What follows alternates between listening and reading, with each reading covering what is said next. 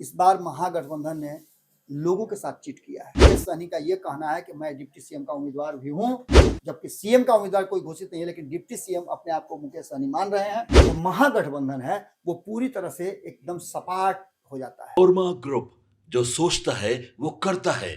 आपके अपने सपनों का आशियाना। हमें उम्मीद है कि आपने भी दीपावली बहुत अच्छे से मनाया होगा और अब आपको इंतजार छठ का होगा। जो राजनीति में कहीं ना कहीं इंटरेस्ट रखते हैं उनको इंतजार होगा चुनाव का डेट का। जी हाँ, जो 6 तारीख और 11 तारीख को चुनाव होना है। लेकिन हम उससे पहले आपको बता दें कि बिहार में लगातार जो है खेला होते नजर आ रहा है, चाहे वो सीटों को लेकर हो या आरोप और प्रत्यारोप को लेकर हो। देखिए, एनडीए ने तो सीट बंटवारे को लेकर फाइनल कर दी है कि किसे कितनी सीटें जो है घटक दलों को मिली है, लेकिन अभी तक महागठबंधन में सीटों को लेकर पेच फंसी हुई है। तमाम मुद्दों पर बातचीत करने के लिए हमारे साथ बाबा हैं। सबसे पहला सवाल बाबा आपसे कि 2 दल है, सत्ता पक्ष और विपक्ष है, लेकिन एक तरफ जो सत्ता पक्ष है वो लगातार अपने चीजों को प्रोटोकॉल से, जो टाइमिंग है वो नामांकन का हो चाहे किसी स्तर से हो, सब कुछ दायरे में है और सब कुछ दिखा रही है पब्लिक को कि हाँ ये चीजें हो रही है। लेकिन महागठबंधन में बंद कमरों में बातचीत भी हो रही है, उसके बाद भी पब्लिक डोमेन में नहीं आ पा रही है। ना सीट बंटवारे को लेकर हम बात करें, वहां पे भी बातें नहीं बन पा रही है अभी, और उसके बाद अगर बात करें तो कहीं ना कहीं बंद कमरों में ये भी डिसाइड हो जा रहा है कि आप इतने पे लड़िए, हम इतने पे लड़ेंगे। लेकिन पब्लिक तो इंतजार कर रही है कि सीट बंटवारा महागठबंधन में कब होगा। क्या लगता है, हो जाएगा? 10 कारण लेकर के हम हाजिर हुए।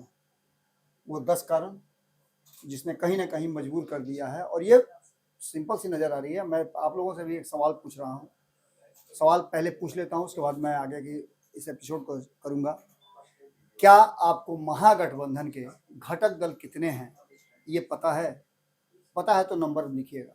क्या आपको पता है कि आरजेडी 143 सीटों पर लड़ रही है, बाकी के दल कितने कितने सीटों पर लड़ रहे हैं, कौन कौन दल कितने सीटों पर चुनाव लड़ रहे हैं, जिसकी कोई आधिकारिक घोषणा हुई हो वो आप बताइएगा। तीसरा सबसे महत्वपूर्ण सवाल, क्या पशुपति कुमार पारस महागठबंधन का हिस्सा हैं? क्या झारखंड मुक्ति मोर्चा ने झारखंड में महागठबंधन के घटक दलों को स्थान दिया था, उसे मिला है स्थान? ये सारे सवाल हैं और इन सवालों का जवाब आप कमेंट बॉक्स में दीजिएगा। अब आगे हम बढ़ते हैं कि कहीं ना कहीं इस चुनाव के शुरू होने से पहले ही इसका परिणाम आपके सामने होगा और 1 to 1 एकदम बात करेंगे बाबा, पॉइंट टू पॉइंट बात करेंगे। तो हम जानना चाहेंगे आपसे, पहला वो कौन सा बड़ा कारण है जिसके वजह से जो महागठबंधन की जो पेच फंसते दिखाई पड़ रही है उसका कोई सॉल्यूशन नहीं दिखाई दे रहा है। और अब जो लोगों का भी विश्वास है, हम जब जनता के बीच होते हैं, लोगों के बीच होते हैं, सवाल पूछते हैं तो वो हम ही से सवाल पूछते हैं कि एक बात बताइए, एनडीए तो सीट फाइनल कर लिया है, महागठबंधन क्यों नहीं कर रहा है? तेजस्वी कह रहे हैं हर घर रोजगार, लेकिन दर्शक बता रहे हैं कि कैसे पॉसिबल है, 3.5 करोड़ अगर घर परिवार है तो कैसे हो पाएगा? तो हम चाहेंगे कि आप एक एक करके पहला पॉइंट बताएं दर्शकों को कि क्यों महागठबंधन जो है वो पिछड़ते जा रहा है चुनाव में। देखा नहीं होगा आपने, सुना जरूर होगा जी। कोई भी शादी 2 पक्षों के बीच में होती है और दोनों पक्ष के आम सहमति से होती है। सिंपल सी बात है कि शादी एक संविदा है, एक एग्रीमेंट है। उस एग्रीमेंट में कुछ लोग होते हैं जो उस एग्रीमेंट पर मुहर लगाते हैं कि हाँ ये शादी वैध है। उससे पहले प्रक्रियाएं होती हैं, दोनों पक्ष बैठ करके तय करते हैं कि लड़का कैसे है, लड़की कैसी है, क्या करता है, क्या नहीं करता, और तय करके दोनों जब एक बार मिला लेते हैं तो शादी का डेट फिक्स होता है। बिल्कुल, डेट पंडित जी फिक्स करते हैं, शादी पंडित जी करवाते हैं, लेकिन तय किसमें होता है? 2 लोगों में। उनके रिश्तेदार होते हैं, उनके गोतिया पटदार होते हैं, सबसे बीच में तय होता है। क्या आपको महागठबंधन में ऐसा नजर आया कि इस शादी में कोई दूल्हा है? वो तो अलग बात है, उसको तो चर्चा बाद में करेंगे हम। क्या आपको लगा कि इस शादी में दोनों पक्ष बैठ करके आपस में चर्चा किए? बिल्कुल नहीं लगा होगा।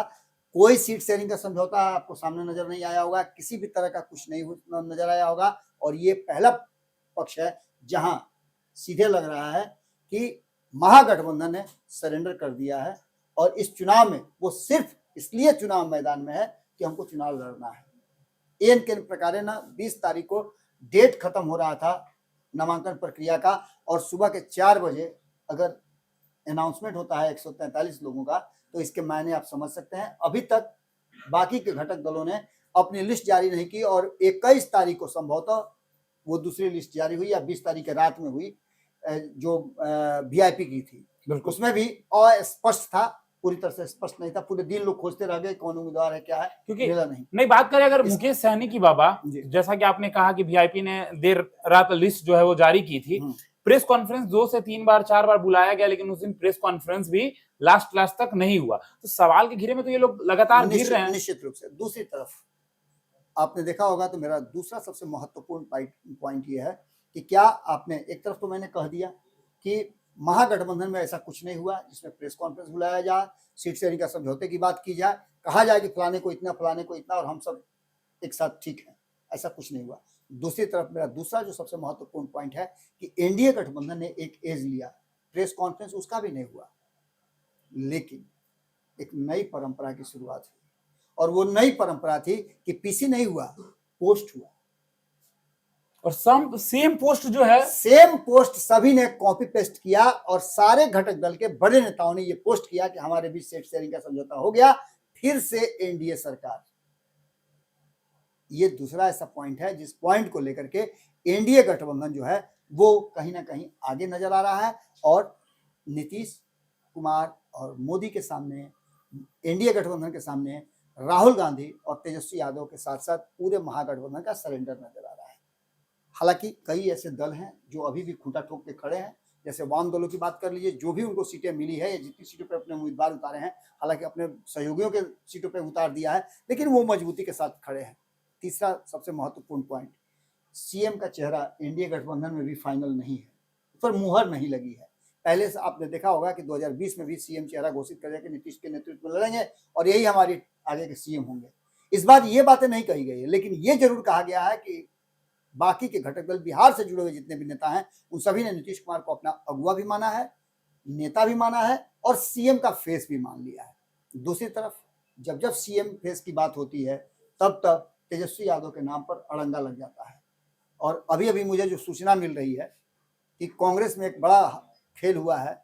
श्री बाबू के कार्यक्रम में अखिलेश सिंह पहुंचे हुए थे, उन्होंने माल्यार्पण किया, तो दूसरे भूमिहार नेता है वो जाकर के गंगाजल से स्नान कराए कि छू दिए हैं इनको श्री बाबू। ये भी एक बहुत बड़ी बात है, और इसके मायने आप समझ सकते हैं कि कहीं ना कहीं ये पूरी तरह से एक वेंडेटा बना हुआ है, जिसमें सीएम फेस को लेकर के बड़ा बवाल मचा हुआ है, और तेजस्वी यादव इसको लेकर के कहीं ना कहीं बैकफुट पर जरूर है। जो तेजस्वी यादव फ्रंट से लीड करते थे, यहां तक कि वो इंडिया गठबंधन के, महागठबंधन के संयोजक भी हैं, लेकिन उनकी एक नहीं चल रही है, सीट शेयरिंग का समझौता नहीं हुआ और सीएम फेस भी घोषित नहीं हुए। ये सबसे बड़ा कारण है जिसको लेकर के कहीं ना कहीं बाकी के दलों में, और खास करके जो आरजेडी के कार्यकर्ता हैं, उनके भीतर एक किंतु लगा हुआ है, लेकिन लगा हुआ, क्वेश्चन मार्क जरूर है।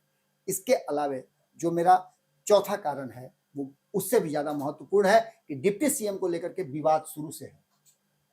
अभी भी आप देख लीजिए कि मुकेश सहनी का यह कहना है कि मैं डिप्टी सीएम का उम्मीदवार भी हूं, जबकि सीएम का उम्मीदवार कोई घोषित नहीं है, लेकिन डिप्टी सीएम अपने आप को मुकेश सहनी मान रहे हैं, और इस बात को लेकर के कांग्रेस टेढ़ा उंगली किए हुए है। कांग्रेस ने पहले कहा था कि भाई मेरे, आप डिप्टी सीएम बनाइएगा तो एक दलित को, एक मुस्लिम को भी रखिए, सीएम और डिप्टी सीएम का चेहरा एक साथ तय होगा, हम चुनाव में आएंगे, हमारे पास संख्या होगी 122 की, उसके बाद हम तय करेंगे। क्योंकि पत्रकारों ने जब कांग्रेस के पीसी से सवाल पूछा कि क्या लगता है तेजस्वी यादव से मुख्यमंत्री के चेहरे होंगे, तो वहां साफ तौर पे ये कहा गया कि ये समय बताएगी, ये जनता बताएगी। बिल्कुल।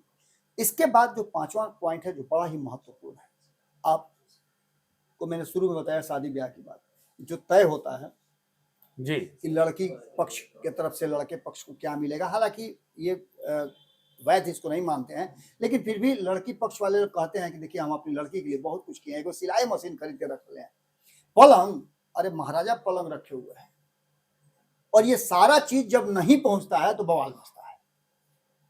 क्योंकि आप भले ही डिमांड मत करें, लेकिन जब आपको दिखा दिया जाता है कि वो सोना का सिकड़ी लड़का के लिए बनाए हुए दू भर का है, दिए नहीं, काम गड़बड़ा, उम्मीद वही रहता है। इस बार महागठबंधन ने लोगों के साथ चीट किया है, मुद्दों के साथ चीट किया है, और मुद्दों के साथ चीट ये किया है कि सबसे पहले वो मुद्दा, जिस मुद्दे को लेकर के पूरा देश खौला था, ये मुद्दा था वक्फ बिल का। मुसलमान समाज जो है महागठबंधन को अपना घर मानता था।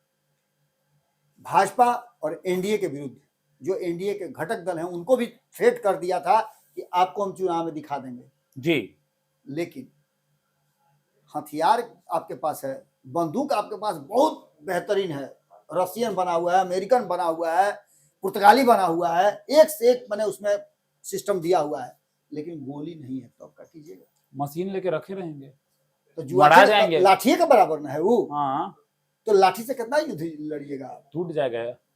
सिंपल सी बात है कि आपने कहा कि वक्फ बिल पर हम साथ खड़े हैं, लेकिन वक्फ बिल आपको नजर आया क्या चुनाव में? मुद्दा विहीन हो गई है बाबा। SIR, मुद्दा विहीन हो गई है। बाबा एक और बड़ी बात है, माई बहन योजना के तहत तेजस्वी यादव एक तरफ कह रहे हैं हम 2500 रुपया देंगे, दूसरी तरफ कांग्रेस कह रही थी कि हम भी 2500 रुपया देंगे। तो एक बड़ी बात बाबा, अगर सहमति होती तो दोनों में से ये तो पता होता। एक तरफ वो कह रहे हैं कि हम ये निकाले योजना, दूसरी तरफ वो कह रहे हैं हम ये योजना निकाले, तो कहीं ना कहीं सहमति तो बन ही नहीं रही है। ये तो अंडरस्टूड मैटर में है।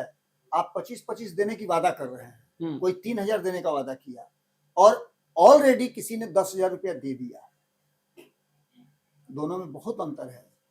इस बात को लेकर के SIR, वक्फ बिल, NRC की बात करके आप डरा रहे थे लोगों को, उस पर भी आपका स्टैंड क्लियर नहीं है। इसके अलावा अगड़ा पिछड़ा करने की जो कोशिश आपने की थी, उसमें भी आपने ऐसा कुछ नहीं किया जिस नजर आए। आपने जितने भी एजेंडे, जितने भी मामले सामने ले आए, जितना भी आइडियोलॉजी आपका था, वो सारा ध्वस्त हो गया। और नीतीश कुमार और नरेंद्र मोदी ने मिलकर के इतनी सारी योजनाएं बिहार में लागू कर दी कि उसकी चर्चा भी हम करेंगे इस दौरान। इसके बाद सबसे बड़ा जो पॉइंट है वो मुद्दा विहीन वाला था, जिसमें आप मुद्दा तो लेकर के चले थे, सारे मुद्दे आपके फ्लैट हो गए, उस मुद्दों पर कुछ भी नहीं चल रहा है। योजनाओं की भरमार जो हम अभी बात कर रहे थे कि नीतीश और मोदी ने, ये एक और पॉइंट है जहां आकर के कहीं ना कहीं जो महागठबंधन है वो पूरी तरह से एकदम सपाट हो जाता है। इस पिच पर एक तरफा बैटिंग होगा, जिसके पास बैट्समैन बेहतर होंगे, बॉलर चाहे जितना भी बढ़िया बॉलिंग करे उससे कोई असर नहीं पड़ने वाला, सिर्फ चौका और छक्का बाउंड्री ही लगेगा और विकेट गिरने की संभावना बिल्कुल कम है। 125 यूनिट बिजली फ्री जिसका चर्चा आप कर रहे थे, 400 की जगह पर 1100 आप चर्चा जिसकी कर रहे थे, 10,000 रुपया जिसकी चर्चा आप कर रहे थे, 1 करोड़ लोगों को रोजगार जिसकी चर्चा आप कर रहे थे, कोई भी ऐसा सेक्टर नहीं है जिस सेक्टर के लिए काम नहीं हुआ हो। युवाओं को आपने देखा होगा कि 1,000 रुपया हर महीने उनको भत्ता देने की बात चल रही है। जो पहले आप बेहतर पढ़ाई के लिए जाना चाहते थे दूसरी जगह, उसके लिए आपको लोन की व्यवस्था थी, वो भी आपको बहुत आसानी से मिलेगा और बिना ब्याज के मिलेगा, समय पर आपको लौटा देना है। ये सारी व्यवस्थाएं कहीं ना कहीं हर वर्ग को दिख रही हैं। इसके साथ साथ जो हमारा 7वां विकल्प है, जिसमें कहीं ना कहीं NDA गठबंधन आगे और इंडिया गठबंधन पीछे नजर आया है, वो है जातीय समीकरण साधने में। हमने वो जो एपिसोड किया था स्पेशल स्टोरी, उसमें हमने बड़ी बारीकी से बताया है कि किस तरह से आप MY समीकरण का अपने आप को बताते तो हैं, लेकिन MY समीकरण को साधने के लिए यादवों को तो आप 52 को सीट दे देते हैं, लेकिन जो मुसलमानों का है उनको 18 ही सीट देते हैं, उनको 18 ही देते, जबकि आपसे ज्यादा उसको सीट होना चाहिए था, क्योंकि वो संख्या बल में आपसे ज्यादा, आप 14% है, वो 17% है बाबा। तो यहाँ भी एक बहुत बड़ा अंतर होता है। और NDA गठबंधन ने, चूंकि सवर्णों की पार्टी कही जाती है, कहा जाता है कि सवर्ण उसके वोट बैंक है, तो उसने उनको 80 से ज्यादा सीटें दी हैं। इसका सीधा मतलब होता है कि कहीं ना कहीं यहाँ भी एक बड़ा वैक्यूम है, बड़ा अंतर है, जहां तेजस्वी और राहुल सरेंडर हो जाते हैं और इसमें बढ़त जो है NDA गठबंधन को मिल रही है। हम चाहते हैं कि बाकी का 3 पॉइंट अब जल्दी जल्दी लोगों को एकदम बता दें। बिल्कुल, इसमें अति महत्वाकांक्षा भी एक बहुत बड़ी बात है। महागठबंधन में आप देखिए महत्वाकांक्षी लोगों की कमी नहीं है, सभी को CM बनना है, सभी को डिप्टी CM बनना है, सभी को मंत्री बनना है। अगर 2 सीट भी चुनाव लड़ रहे हैं तो वो भी अपने आप को दावा कर रहे हैं कि हम मुख्यमंत्री के, आप कीजिए दावा, कोई बात नहीं, लेकिन लॉजिकल बात कहीं ना नजर नहीं आ रही है। एक जगह नजर नहीं आ रहा है महागठबंधन, वहीं NDA गठबंधन की बात करें तो नामांकन से लेकर के चुनाव प्रचार और उससे पहले भी सभी एक जगह नजर आए हैं। अगर किसी को नाराजगी भी हुई है तो सब मिल करके उसकी नाराजगी को दूर किए हैं, और वो भी अंडर द टेबल हुआ है, पब्लिक डोमेन में कोई बात नहीं आई है। वो मीडिया अलग से कर ले, अलग बात है। अस्थायी सरकार की बात कीजिए, बिहार की जनता नहीं चाहती है कि एक ऐसी सरकार बने जो अस्थायी सरकार हो। और इसके साथ साथ जो 10वां पॉइंट में जोड़ना चाहूंगा वो ये कि जो योजनाएं वर्तमान सरकार लेकर के आई है, केंद्र की सरकार ने दिया है, उन योजनाओं को लागू कौन करेगा? अगर NDA की सरकार नहीं बनती है तो मुद्दा विहीन विपक्ष क्या उन मुद्दों को लागू कर पाएगा?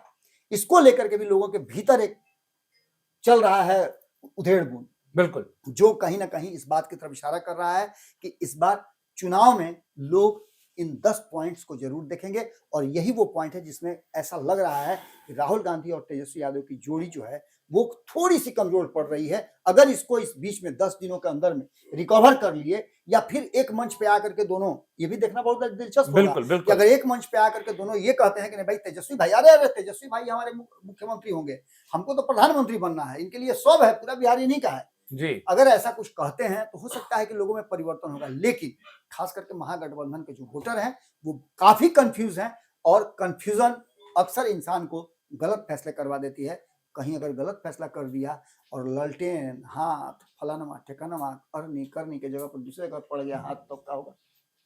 निश्चित रूप से दूसरे कई सिंबल हैं जिसके तरफ हाथ घूम सकता है। खास करके बिहार की जनता फैसला जब लेती है तो स्पष्ट जनादेश के लिए फैसला लेती है और लोकतांत्रिक धरती रही है, लोकतंत्र की जननी रही है, तो ऐसे में यहाँ के लोग निर्णय लेने में बड़ी सक्षम है। तो देखिए, आप हमारा खास कार्यक्रम बाबा वाणी देख रहे थे। ये वो 10 पॉइंट है जिसके तुलना में कहीं ना कहीं महागठबंधन जो है वो पिछड़ते जा रही है और एनडीए गठबंधन जो है कहीं ना कहीं मजबूत दिखाई पड़ रही है। तो तमाम ऐसे ही खबरों के लिए हमारे साथ बने रहे। भारत लाइव देख रहे थे आप, धन्यवाद। आपके सपनों को हमने सजाया है, ई होम्स पैनोरामा को हमने बनाया है। ई होम्स मेरा एक सपना था जिस पे मैं पिछले 4 साल से काम कर रहा था। हमने जो बनाया है वो सबने है माना। ई होम्स पैनोरामा में हो आपका भी आशियाना।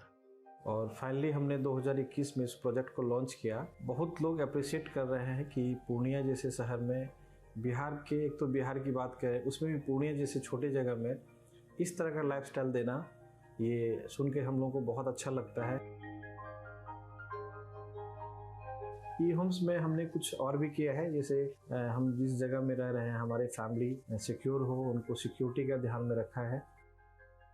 आपकी सुविधा और सुरक्षा आपके लिए खास है, ये आपका विश्वास है। इसमें आर्टिफिशियल इंटेलिजेंस का 7 लेयर सिक्योरिटी का हमने इस्तेमाल किया है। लस ग्रीन कैंपस को बनाया है। यदि हमारा बाउंड्री वाल है तो वो वर्टिकल गार्डन है। ये जितनी भी फैसिलिटी होता है एक इंटरनेशनल टाउनशिप में, ई होम्स है, ये हम लोग विश्वास नहीं कर पा रहे हैं। जो भी हमारे मित्र दोस्त या जो भी हमारे बाहर के बाहर आते हैं तो हम लोगों को बहुत अच्छा सुनने को मिलता है और बहुत अच्छा क्रेडिट मिल रहा है। वो सारा हमने सिर्फ एक बिल्डिंग नहीं बनाया, हमें एक बहुत अच्छा लाइफस्टाइल दिया ई होम्स में, और मेरा एक सपना था जिसको मैं आज फुलफिल होते हुए देख रहा हूँ। ये आपका आवास है। ई होम्स पैनोरामा में अब आपका निवास है। E homes panorama, luxurious lifestyle redefined. Panorama group, जो सोचता है वो करता है। अगर ये वीडियो पसंद आई और वह बिहार के राजनीति और बिहारियत से सरोकार रखेनी तो सब्सक्राइब बटन दबा के चैनल के सब्सक्राइब कर ली। ओजे एगो घंटी बा, ओकरा बटन दबा देला से कुल सटीक और मारक खबर रुआ मुफ्त में मिल जाई। अगर रुआ पत्रकारिता के हमनी के नया प्रयोग में सहयोग कर चाहतानी तो ज्वाइन बटन दबा दी। पेटीएम नंबर नोट कर ली 9386816700।